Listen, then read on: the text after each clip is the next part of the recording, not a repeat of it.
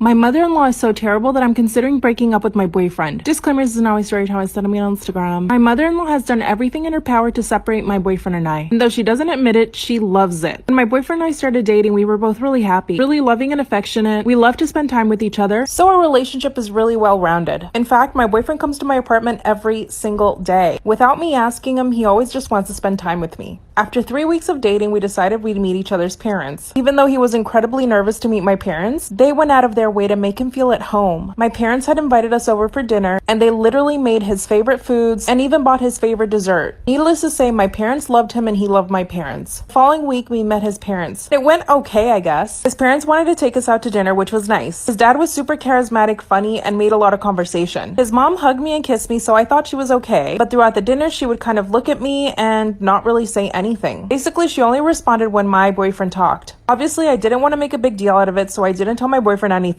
Next day, I get a text message from my mother-in-law. She asked me to have lunch with her. Just the two of us. Part 2 is up. My mother-in-law is so terrible that I'm considering breaking up with my boyfriend. Disclaimer, it's not my story time. I sent me on Instagram. She asked me out to have lunch by ourselves. I said yes. During the lunch, she took me to this really fancy restaurant, and she did not tell me that it was so fancy. So I showed up in jeans and a cardigan. As soon as she sees me, she says, "Oh, why didn't you wear a dress?" I told her I didn't realize the restaurant was so fancy, and I apologized. She said it was okay and for me to sit down quickly. By the way, my boyfriend's family has a lot of money, so she's accustomed to the, nicer things in life. Not so bad sitting in that restaurant with my cheap jeans and my cardigan, while everyone else was in dresses and beautiful sandals. We made small talk and it was actually kind of nice. After we ordered, she started asking me questions though. She started asking me how many boyfriends I'd had in the past, what my friends were like, and she even asked me how much money I earned per year. She was clearly trying to find out if I was only interested in her son's money, which no, I'm not. Then she asked me if I wanted to have kids. I mean, this isn't even a conversation that I've had with my boyfriend yet, so to have it with his mom felt just strange. I told her in the future I definitely wanted to have kids, but not anytime soon. That's when she said that's such a shame. I want grandchildren within 2 years. I laughed and told her that her son and I hadn't even spoken about marriage. We hadn't been together very long. When the bill came, of course I offered to pay for it, but she said, "No, darling, that's okay." But when she looked at the bill, she said, "Wow, that's a lot." Mind you, she was the one ordering the expensive drinks. An hour later, I got a text message from my boyfriend. He said his mom came home crying after having lunch with me. She told him that I was rude to her, that I didn't offer to pay. Part 3. My mother-in-law is so terrible that I want to break up with my boyfriend. Disclaimer, is not my story time. Was sending me on Instagram. That's when my boyfriend told me that his mom came home crying after she had lunch with me. She said that I didn't offer to pay for the bill and that I was rude to her. Of course, I quickly defended myself and told him that never happened. I did offer to pay for the bill. He told me that I needed to give her some time. So a few days later, I went to their house and apologized to her personally. I told her that I was sorry if I had done anything to offend her. She told me that I just needed to be a little more sensitive. So after that, I did not speak to her at all. But she noticed every time I would go over to their house, she would make comments about my clothes, my hair. On one occasion, she hugged me and grabbed my arm. That's when she said, "Wow, from far away, it looks like you're thin, but you don't feel very thin." I laughed hysterically. Obviously, she wanted to hurt my feelings, but I just thought it was funny. One occasion, she brought up my boyfriend's ex, only to insinuate that I wasn't as pretty as her. I laughed at her comment and didn't say anything. She once came over to my boyfriend's apartment while I was cooking and literally proceeded to take over and judge everything that I was doing. She told me that my food was too plain and that she felt bad for my boyfriend, and that obviously he had lost weight because of how terrible my food was. The last straw was when she told my boyfriend that I was talking to somebody on the phone. I told my boyfriend I was talking to my mom, and she told him that she thought it was a man. I know it's not my boyfriend's fault, but he always sides with her. I'm always at a loss. What should I do? My boyfriend is moving in with his girl best friend and I don't trust her one bit.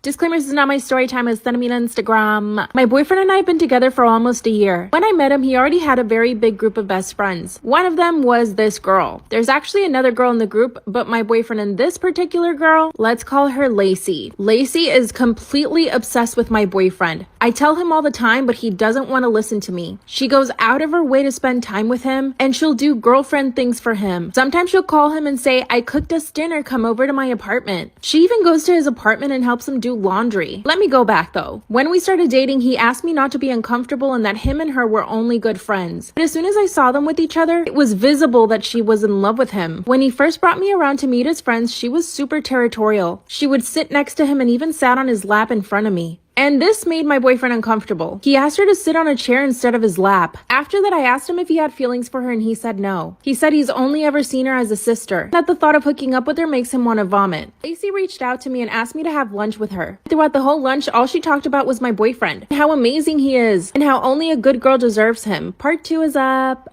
My boyfriend is moving in with his girl best friend and I don't trust her. Disclaimers is not my story time. I was sending me on Instagram. When her and I went to lunch, all she talked about was my boyfriend. That's when she started saying things like, he only deserves a really good girl. That's when I was straight up with her. I told her that he had already chosen me because he loved me and that I didn't need her to tell me what my boyfriend needed. You guys should have seen the look on this girl's face. She was shocked that I would defend myself and even talk back to her. Then she said, oh my God, I'm so sorry. I didn't mean to make you feel bad. I told her that I didn't feel bad and that I knew what she was doing. She was basically trying to intimidate me and make me feel that I wasn't good enough for my boyfriend. She denied it and started apologizing. But at least I made it clear to her that I was not stupid and that she was not going to walk all over me like she probably did with all of his exes. By the way, one of his past girlfriends actually broke up with her because of this girl. I mean, Lacey. Found this out through one of the other friends. They told me that I needed to be careful with her. That's why I was prepared to go to lunch with her. Guess what happened though? I called my boyfriend to say hi to him and that's when he starts yelling at me. He said Lacey called him to tell him that I had attacked her at lunch, that I basically threatened her. I explained to him what happened from my point of view and he said that she was probably just overreacting. But it was her word against mine. Part 3 is up. My boyfriend is moving in with his girl best friend and I do not trust her. Disclaimers is not my story time. It's sending me on Instagram. After Lacey told my boyfriend that I had attacked her and threatened her, he told me to keep my distance. So I did. But that meant that he would hang out with her without me. I found this completely unacceptable. That's when I told my boyfriend that she was manipulative, that she had clearly planned everything out so that he and her could be alone. Then I told him that his ex-girlfriend left him because of her. He told me that I didn't know the full story and that I should mind my own business. That's when I noticed that he wouldn't come over to my apartment every day. And guess why? His best friend Lacey told him that she had a stalker and that she needed my boyfriend to stay over her house so that she could feel protected and safe. I just can't. I told him that she was clearly manipulating him and probably lying about the stalker situation so that he could spend more time with her. And just like that, 2 days later, he told me that they were moving in together and that she miraculously found an apartment big enough for the two of them. In 2 days? I don't think so. I think she had been planning this the whole time. And my boyfriend is just stupid enough to fall for it. I told him if he moved in with her that he should just forget about me. He begged me not to leave him, so I guess I'm still his girlfriend. He's still debating whether or not to move in with her. He says he doesn't want to lose me, but he wants to be able to be there for her. I think I should break up with him, but maybe there's another solution. What do you guys think I should do? It's True Crime Thursday, so let's talk about one of the worst moms in history. China Arnold was a 28-year-old mom who microwaved her 28-day-old baby. Here are the train of events that led China to microwaving her baby. August 29, 2005, China Arnold and her baby father, Terrell Talley, got into an argument in the middle of the night, allegedly. They were arguing because Terrell did not believe that he was the father of China's baby. During this argument, Terrell confessed to sleeping with a neighbor, and China was drunk during this argument, and that set her off. This angered China to the point where she put her baby in the microwave for more than 2 whole minutes. She later on said that she microwaved her baby because she was drunk and she was afraid that Terrell might find out that he wasn't the baby's father. DNA tests later on concluded that Terrell was in fact the baby's father. Later on, she took her baby to the hospital and the baby died in the hospital the next day. So the hospital got the police involved. Investigators found that the burns on the baby were very similar to a case they had worked where a baby had been microwaved. What's even more disgusting is she got witnesses to lie for her and say that they saw China's nephew put her baby in the microwave. But China's nephew had an alibi, and so they charged China and sentenced her to life in prison. Story time of how I found out that my mom was actually my older sister. My older sister never really liked me as a child. We were never close. I never knew why, but I was guessing it was because of the 10-year age gap. But I'm pretty sure she hated me because she couldn't even look me in the eye. I cannot make this up. She would not look me in the eye. But she never really talked to my parents either. She kind of just kept to herself all the time. Sometimes I have vivid memories of when we were younger and she would always be arguing with my parents about something, and I always thought it had something to do with me. Well, I was right. It had everything to do with me because eventually my sister turned 18 and she moved out. For 2 years, I didn't talk to her at all. I honestly don't even think I had her number saved, and I'm pretty sure that she didn't have mine.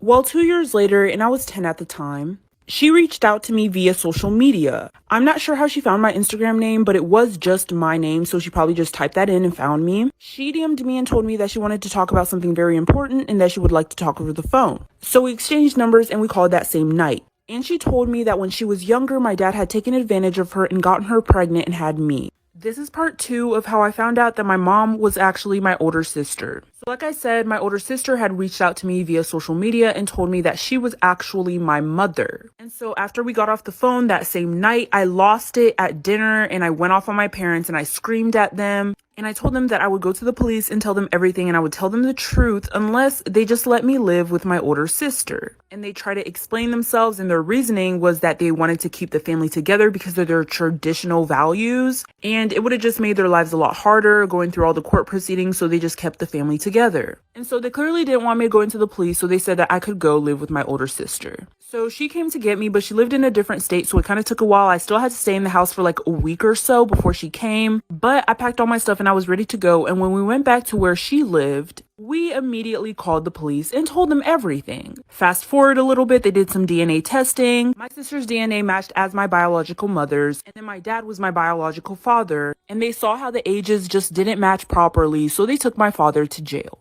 My boyfriend thinks I'm disgusting for having periods and refuses to touch me or even have sexy time. Disclaimer, this is not my story time. It was sent to me on Instagram. My boyfriend and I have only been dating for 3 months. We met on a dating app. He works in financing and I own my own business. He's 28 and I'm 22, but he is so not mature. When we first met, he came across as a really intelligent guy. After 6 dates, he asked me if I wanted to be his girlfriend and I said yes. I did feel like he was rushing into it a little bit, but I decided to take the risk. A few days after he asked me to be his girlfriend, I mentioned to him that I was going to get off the pill. I was having a lot of hormonal problems and the pill was probably causing it, and I knew that this was going to make my periods really heavy again. Well, when I said this to him, he said, "Wow, that's disgusting." Then he said, "My ex never had periods because she was always on the pill." Isn't that impossible? He was just lying to make me feel bad. And I literally sat there in the restaurant explaining to him why periods happen and why they are important. By the end of the conversation, he said it was still gross and that he wouldn't want to touch me when I was on it in case he got blood on him. Then he brought up his ex again. He said that she was always so clean. I got up from the table and I walked away. Part 2 is up. My boyfriend told me I'm disgusting for getting my period and he refuses to touch me. Disclaimer, this is not my story time. It's on me on Instagram. The following day, he called me and asked me if I still had my period. I told him no, and he said, "Okay, then I can come over." When he came over to my apartment, I asked him what was his problem with periods. He told me that it was disgusting and that women should try to get rid of them. Then he started insisting on me taking the pill again so that I could stop having periods. I told him he had no right over my body and that I would do whatever I wanted. He ended up going home and we didn't speak for a few days. He finally calls me and tells me that he's sorry for calling me disgusting. But this time I actually had my period. So when he came over, I wanted to test him. I kissed him and told him that I wanted to do it. Then he said, "Okay." I told him I had to go to the bathroom to remove my pad. Then he said, "Are you for real? That's so gross. Why would you invite me over knowing that you have your period?" Then he said that he wouldn't come near me with a 10-foot pole. Yeah, this 28-year-old man said that. Then he told me that I probably smell really bad down there and that I should probably go take a shower right away. I didn't even know what to say to him. I opened my front door and I stood there. And he left. An hour later, he posts on his story that he's at a club with his friends. Part 3 is up.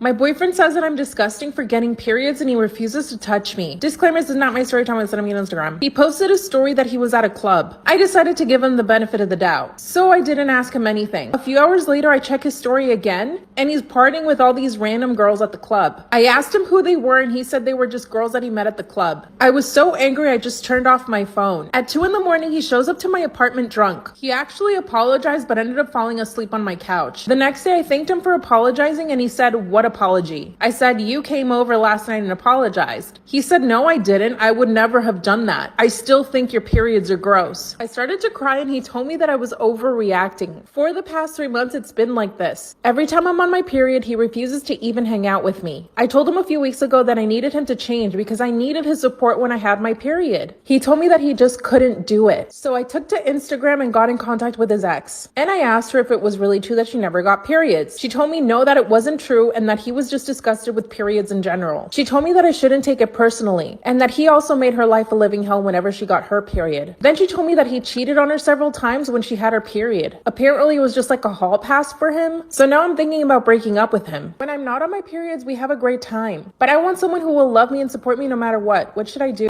This story time is how I found out my toxic ex-best friend pretended to be a guy so she could date me. In other words, I was catfish. So back in February when the coronavirus first started out, everyone had to stay home. My best friend at the time, which we're calling Tina, older brother had caught the virus, and I felt bad for the family because they could also be infected. Me, on the other hand, I live with my older sister who recently had my niece and my 2 grandparents. I told Tina the only way we'd be able to talk was through phone and call and text messages.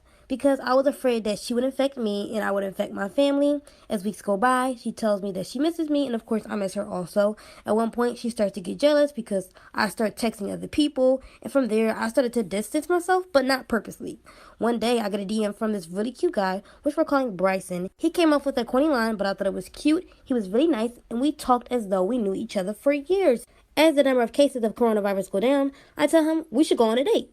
Guys, this is when it gets weird. This is part 2 of how I found out my toxic ex-best friend pretended to be a guy so she could date me. So after we talked for about 4 months, I tell him that we should go out and finally meet face to face. He's like, I don't know yet. If I go somewhere, I like to take you somewhere really nice, so I might have to save up. I was like, we don't need to do anything fancy. I just want to finally meet you. He's like, I need more time. So I was patient and waited a whole month. I told him, let's meet. He's like, I'm not ready yet. And I said, if we don't go out this weekend, then I'm done talking to you. So he finally agreed to go to the movie theater with me. When we finally meet, I was so surprised because he was short. I expected him to be taller by now. His pictures looked like he was taller. He had a black hoodie on and his face was partially covered up. I was like, are you good? His voice was raspy. He says he lost his voice. When the movie was over, we got up and left the theater. When it was time to leave, we gave hugs and he kissed me. As he's hugging me, I feel breaths. It gets really weird after this. Part 3 will be up soon. This is part 3 of how I found out my toxic best friend pretended to be a guy so she could date me. So after the movie was over, we stepped outside and I said goodbye. He hugs and kisses me and I immediately feel breasts. I'm like, what the? And it pushes him away and his hoodie flew off. Well, her hoodie fell off. I found out that this guy was my best friend, Tina. I'm like, what the hell, Tina? Why are you here? She's like, I'm so sorry. I asked her again, why are you here? She then explains to me that she pretended to be the guy I was talking to because she wanted to get closer to me. I was freaked out because I thought I was talking to someone else this whole time for 5 months. I got so wrapped up over this guy that didn't even exist and told things to that I never told anyone. But then I got so disgusted because I couldn't believe my own best friend would do that. And I feel like if we never met, I probably would still be talking to this fake man. At the end, I completely blocked her and stopped being her friend.